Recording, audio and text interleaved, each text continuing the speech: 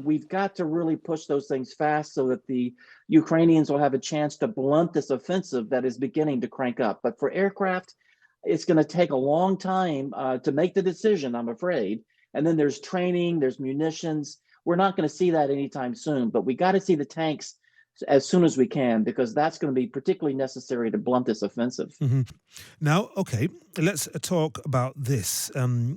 Ukraine's president, who has called on EU leaders to provide fighter jets and arms for the war against Russia.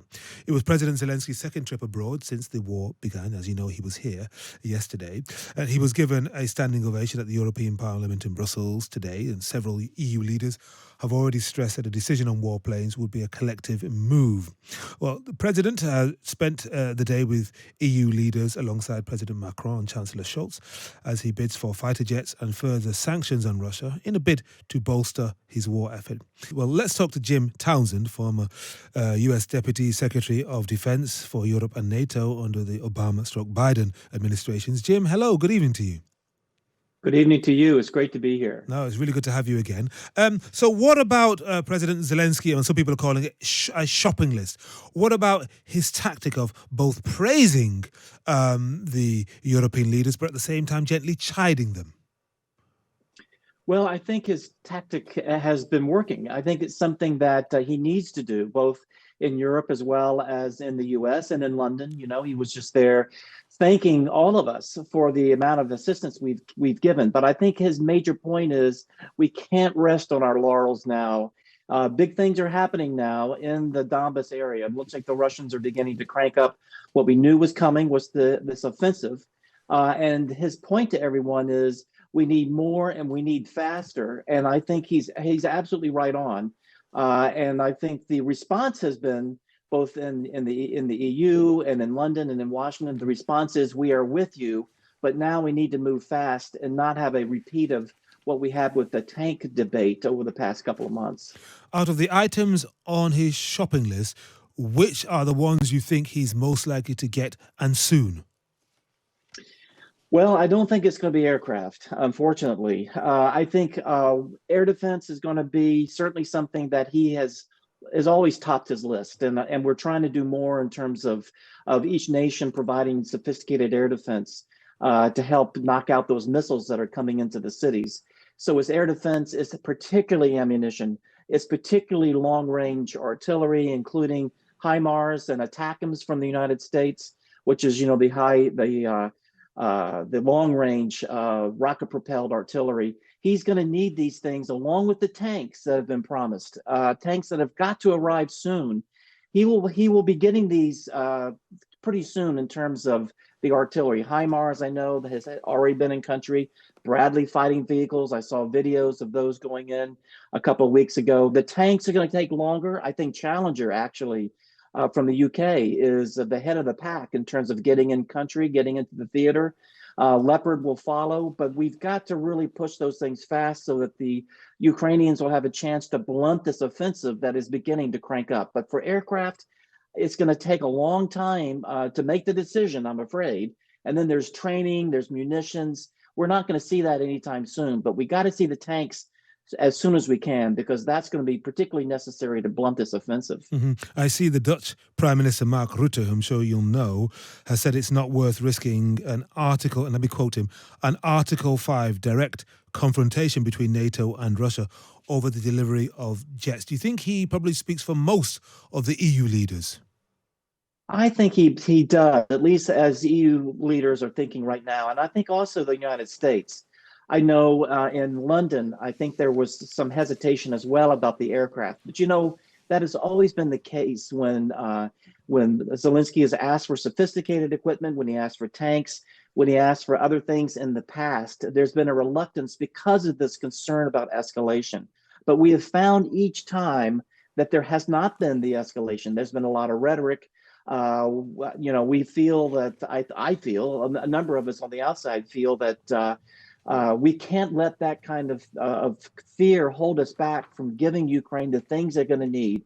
And that includes aircraft. And I know aircraft is a big leap, but right now, because there's such a long lead time to get aircraft there, I wish we could at least begin some training or at least select the kinds of aircraft that would be the best suited for Ukraine. At least we can do that before final decisions are made, because it's going to take long enough for the decisions. Let's at least try to get training underway on some of the aircraft so that when a decision hopefully will be made in the future, we won't waste a lot of time starting from scratch on the training. And Jim, why do you think there hasn't been the escalation despite the Russian rhetoric? Is it because Moscow doesn't have the will or the capacity to escalate it beyond Ukraine's borders? Well, I think it's a bit of both. I think Putin does not want to have a war with NATO. He doesn't want to have an Article 5 that the Dutch talked about. He doesn't have the capacity to handle both Ukraine as well as NATO. So I think there is some deterrence of Putin, some deterrence on him about doing something that involves escalating by attacking a NATO ally. That's not something that he's going to want to do. The nuclear option as well, in terms of that being part of an escalation, that's something the Chinese have warned him off of doing. The US has done that as well. NATO has done that as well. So I think right now we're seeing a Putin that is deterred certainly from attacking a NATO nation.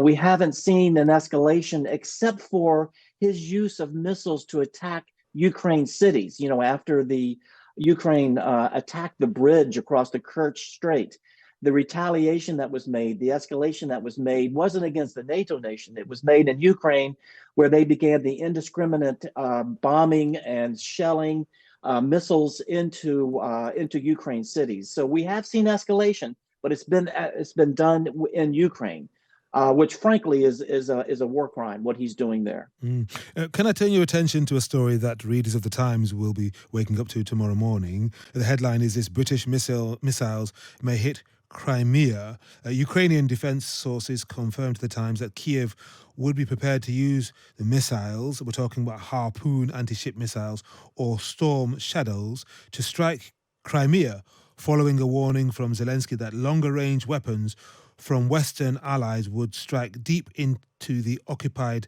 territories. And then further on in the story, it says Western allies have softened their stance in recent weeks on sending offensive weapons and appear to have accepted Kiev's arguments that Crimea is occupied territory that constitutes a legitimate target. So do you think the calculus or the calculation that Russia will not do something monstrous in response to any attack on Crimea might be correct, or do you think it's a real risk? No, I do think it's correct. I don't think it's a risk. If there's going to be escalation because of an attack on Crimea, I think, again, we'll see it in Ukraine, not against a NATO ally. But I think it's important, too, that if we're talking about Harpoon, that's anti-ship missiles. So that wouldn't be something that would go into Crimea proper. It'll be something used against Russian ships.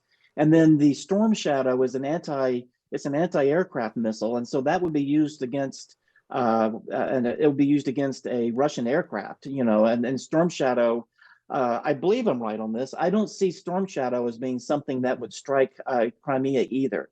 But I will wait to see the article in the Times. I'm sure that will tell us where I'm wrong and the Times is right. But I do believe, like you said, I don't think we're going to see a escalation because of Western equipment, whether it's from the UK or anywhere else, striking Crimea. I don't think that's going to cause something monstrous. Mm. But I don't think we should deter ourselves because of fears of escalating if we attack Crimea. Yeah, I'm just looking at the story further. President Biden effectively doubled the range of the Ukrainian army last week by including ground-launched small-diameter bombs capable of hitting targets Right. 93 miles away in the latest package of American support. I presume that the Ukrainians will have been told that hitting the Russian mainland would be a red line by the Americans. Do you think And they've been told that? that's right. No, that's exactly right. That's been a constant message from the United States and a concern, and that's the concern about the aircraft as well, is that Ukraine will use this and hit Russian territory. And I think that's something that Ukraine has proven to us that they're not going to do. They don't need to do that. They have other ways to do that using Ukrainian equipment. They don't need Western equipment to do that. So I think that in this day, that kind of concern about use of Western equipment to hit Russia, I don't think that should be as much of a concern as it might have been in the past. And how secure do you think President Biden's future pledges to support Ukraine are, given the changes that we've seen in Congress and the way in which President Biden was received during his State of the Union the other night? Well, I think a lot of the way he was received was based on U.S. domestic politics, on U.S. domestic issues. I don't think that was a Ukraine related heckling that he got, which sounded like the British Parliament, quite It did. frankly. A lot of people said It was very un-Congress-like. yes, it was, and so I think we're inching closer and closer to the British Parliament. But I think in terms of how the House of Representatives will deal with assistance to Ukraine, they might slow it up just because they want to play politics with it. They'll have hearings, they'll do things that'll make it uncomfortable for Biden to move as quickly as we've done in the past. But I think at the end of the day, it will pass through the Congress because those extremists who are vocal about Ukraine and Russia, they're small in number. And I don't think within the Republican Party, there is a majority that is against assisting Ukraine. I think the majority of Republicans want to support Ukraine. So, and as do the American public. So I think it's going to be a lot of politics. It's going to be domestic oriented. It's going to be just to make things difficult for Biden. So I think Kyiv can rest assured that the assistance will continue. It just might take a little longer. All right, Jim Townsend, pleasure to talk to you. And Jim is the former U.S. Deputy Secretary of Defense for Europe and NATO in the Obama-Biden administration. This is Henry Bonsu.